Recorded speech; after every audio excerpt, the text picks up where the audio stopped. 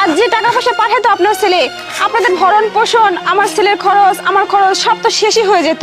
আপনি তো সবই জানেন, তারপরে এই ধরনের কথা কি করে বলছেন? আপনি যদি পারেন তাহলে নামান, আমি কিন্তু নামাইতে পারবো না। মাগো, আমার ছেলে যখন টাকা পাঠাইতো তখন তো তোমার খুব ভালো লাগতো। তুমি মাসে মাসে টাকা চাইছো, সব সব টাকা তোমাকে পাঠিয়ে দিত। তুমি টিভি, ফ্রিজ, স্বর্ণের চেন, মোবাইল সব কিছু কিনতো। কিন্তু আর তুমি এখন আমার ছেলেটার লাশ নামানোরও টাকা পাচ্ছ না।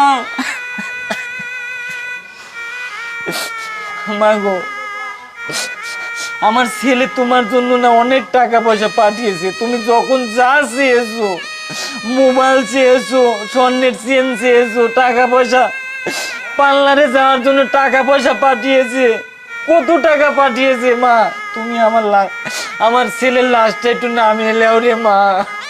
আপনি এসব কি বলতেছেন? আর এত টাকা পয়সা আমি কোথা থেকে দিব? যা টাকা দুলাভাই দিত সেগুলো তো আমার খরচপাতি সবকিছু হয়ে গেছে। আমি পারবো না, আমি পারবো না। পারলে যদি পারেন আপনি লাশটা নামান। বাবা নয়ন, আঙ্কেল, আপনার কান্নাকাটি করেন না আঙ্কেল, তাড়াতাড়ি একটু লাশটা নামানোর ব্যবস্থা করেন।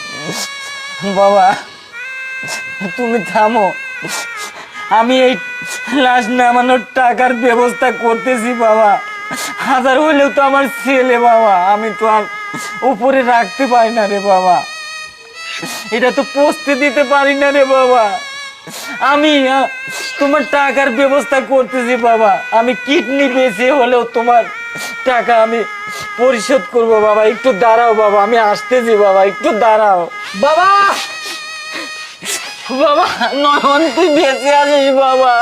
বাবা তোমাকে কোথাও যেতে হবে না বাবা, আমি মরি নাই বাবা। নয়ন, তুই বেঁচে আছিস বাবা।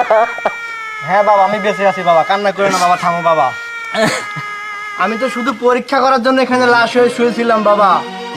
এই বেঈমান, তোরে যে টাকা পয়সা দিছি, ঘন্য গয়না যখন যা চাইছি সব কিছু দিছি, আর আজকে এই গাড়ি থেকে আমার লাশটা নামানো পর্যন্ত টাকা তোর কাছে নাই। তোর না আমি ভালোবাসা বিয়ে করছিলাম, তুই না বলছিলি আমার মরণ পর্যন্ত আমার সাথে থাকবি।